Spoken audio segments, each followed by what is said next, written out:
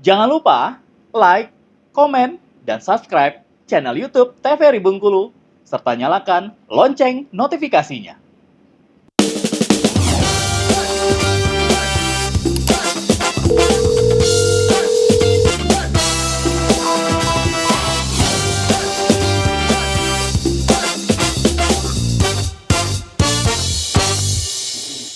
Sahabat Sehat, terima kasih Anda masih bersama kami dalam Dokter Kita, bersama Kita Sehat dengan tema spesial kita hari ini memperingati Hari Gizi Nasional 2025 dengan membahas benarkah ASI eksklusif bisa mencegah obesitas. Nah, tadi sudah dijelaskan sedikit oleh Dokter Lala ya, Dokter Lisda ya, bagaimana memang lingkungan itu jika ibu ataupun ayah begitu berperilaku buruk seperti tadi yang disampaikan, maka itu tentu secara tidak langsung akan menularkan kepada si anak dan keluarga yang lain yang ada di lingkungan itu ya dokter ya.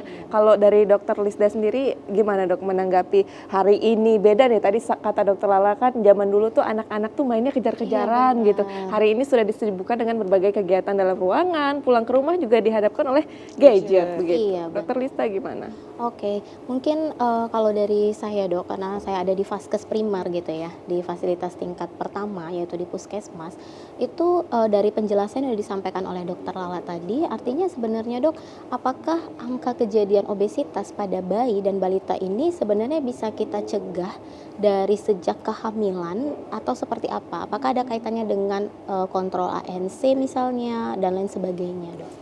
Ya. Kembali lagi tadi saya sebutkan bahwa ibu hamil yang peningkatan berat badannya lebih dari yang seharusnya itu kan dianggap obesitas, maka dia akan berisiko melahirkan anak yang juga berat badannya berlebih. Nggak semuanya, tapi dia lebih berisiko. Kemudian dari ANC itu harusnya kelihatan sih. Jadi ada rentang kan biasanya penambahan berat badan itu normalnya sekian belas kilogram. Jadi kalau kurang dari itu tidak baik, lebih dari itu juga tidak disarankan begitu. Jadi betul dari ANC sudah bisa nih kita kontrol. Biasanya dokter atau bidan kan juga menyampaikan nih dikurangi makanan manisnya Bu, karena berat badannya sudah lebih. Takutnya kalau bayinya terlalu besar maka akan sulit lahir lewat jalur normal per vagina. Maka biasanya ujung-ujungnya kalau bayi besar harus dioperasi sesar. Nah, bayi yang lahir, berat badan lahirnya itu lebih dari 4 kg itu sangat menakutkan karena dia akan berisiko mengalami hipoglikemi saat lahir. Jadi saat di dalam perut ibu, di dalam kandungan ibunya dia itu terbiasa dengan asupan gula yang tinggi, begitu dia lahir putus sudah asupan dari ibunya, maka langsung stres selnya, kekurangan asupan gula sehingga langsung turun, insulin langsung lepas dari tubuhnya, maka akan langsung turun. Nah, ini anak-anak yang lahir dari ibu-ibu DM misalnya atau yang baik itu DM tipe 2 atau DM gestasional ya, biasanya jadi rentan mengalami hipoglikemi sehingga penanganannya harus khusus. Dan lagi ibu-ibu yang melahirkan bayi dengan berat badan di atas 4 kg itu juga berisiko mengalami DM di kemudian hari. Jadi nggak bagus juga semua yang berlebihan kan ya. Iya betul. Begitu. Artinya memang kadang-kadang soalnya masyarakat itu mengartikan ya Jo ya, kalau hamil itu ya memang harus makan banyak karena dia kan bagi dua asupannya, satu untuk bayinya gitu. Jadi artinya berarti harus tetap ada batasan ya dok untuk peningkatan berat. Jadi ada sebenarnya kalau ibunya punya buku KIA atau ya buku KIA kan sejak hamil ya di bawah, itu ada sebenarnya lengkap di sana porsi makanan yang tepat untuk ibu hamil, untuk ibu menyusui, enggak yang 2 kali lipat gitu, enggak, tetap ada jumlahnya, jumlah karbohidrat yang disarankan berapa, protein berapa, tujuannya supaya nutrisinya seimbang, jadi tidak berlebih-lebihan. Begitu.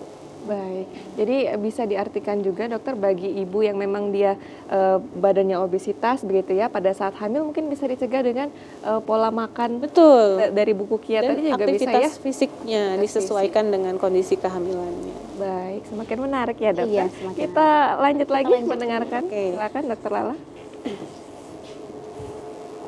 Nah, topik kita hari ini kan membahas tentang ASI eksklusif. Jadi apa istimewanya ASI eksklusif sehingga bisa mencegah obesitas, atau benar nggak sih ASI eksklusif bisa mencegah obesitas gitu. Nah, yang perlu digarisbawahi adalah ASI eksklusifnya dan pemberiannya. Cara pemberiannya lewat DBF atau direct breastfeeding, jadi menyusu langsung di payudara. Karena akan berbeda pemberian ASI yang langsung lewat payudara dengan pemberian ASI perah. Jadi media pemberiannya akan berbeda, dan itu juga akan mempengaruhi bukan kualitas ASI-nya saja, tapi juga pola makan anaknya nanti. Nah, yang pertama, ASI itu kadar proteinnya lebih rendah daripada sufor. Nah, ini hati-hati, ini bisa jadi bahan yang bisa digoreng oleh produsen sufor. Kan protein dari produk kami lebih tinggi, padahal kadar protein yang lebih tinggi daripada ASI, di kadar protein sufor yang lebih tinggi daripada ASI itu akan merangsang peningkatan berat badan terlalu cepat. Itu yang kita tidak inginkan. Jadi di buku KIA itu ada kurva peningkatan berat badan bayi, pencatatan peningkatan berat badan bayi dari 0 sampai 59 bulan. Dan itu ada targetnya minimal dan maksimal ya sebenarnya. Jadi tidak boleh kurang dari itu dan tidak boleh terlalu berlebihan, karena peningkatan yang terlalu berlebihan, terlalu pesat itu akan merangsang pembentukan insulin growth factor. Jadi ada protein itu nanti akan itu yang akan memicu terjadinya obesitas, peningkatan berat badan berlebih.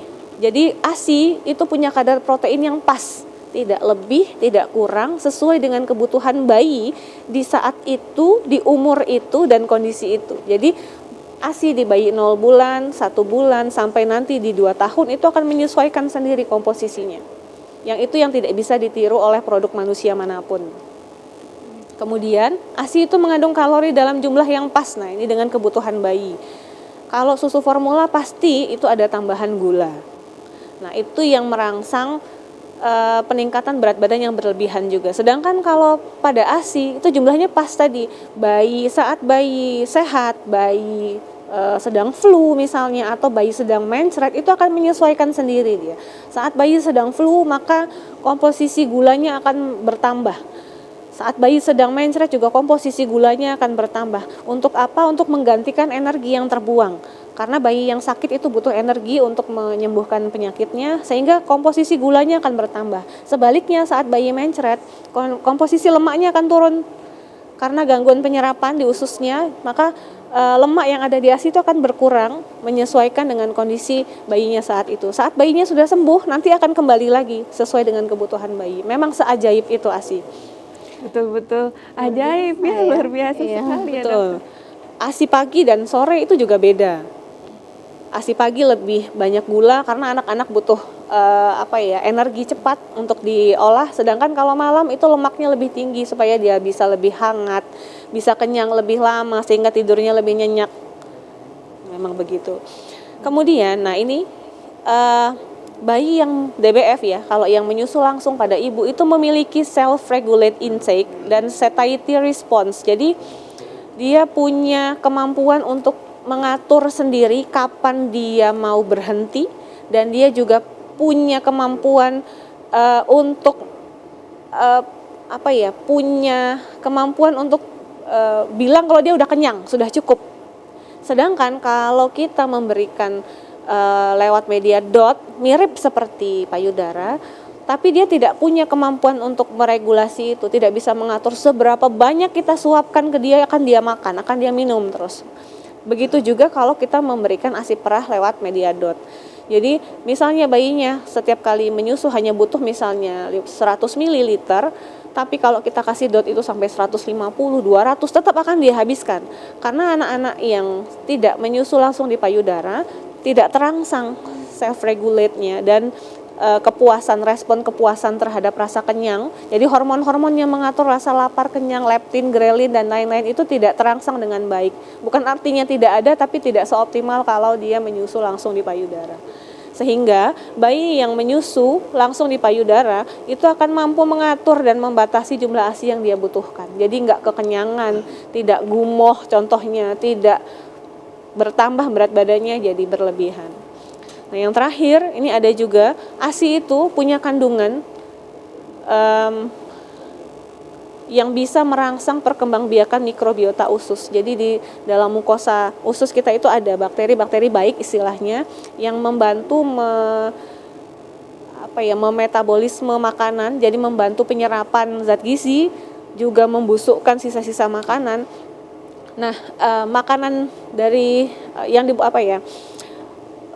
mikrobiota atau bakteri-bakteri baik itu sangat dipuaskan karena dia dapat makanan dari ASI. Ada kandungan ASI yang memang memberi makan bakteri-bakteri baik itu, dan di susu formula itu nggak ada. Jadi kalau anak yang dapat ASI eksklusif, biasanya ususnya akan lebih sehat sehingga dia jarang mencret, jarang diare, dan penyerapan zat gizinya itu lebih optimal. Jadi kalau dibandingkan misalnya ada yang bilang tadi protein di ASI lebih sedikit, kalorinya lebih sedikit, zat besinya juga katanya lebih sedikit dibandingkan susu formula yang memang ditambahkan. Betul, tapi karena ada ini semua, yang sedikit itu semuanya diserap dengan baik. Berbeda dengan misalnya susu formula yang ditambahkan macam-macam, tapi yang diserap hanya sepersekian persen dari kandungan yang ada di dalam susu formula tadi. Jadi bisa dibilang ini sempurna sekali ya fungsi Betul. ASI untuk si bayi ya dokter ya. Menarik sekali dokter, nanti kita akan lanjutkan usai jeda pariwara berikut. Pemirsa jangan kemana-mana, tetap bersama kami dalam Dokter Kita, bersama kita sehat.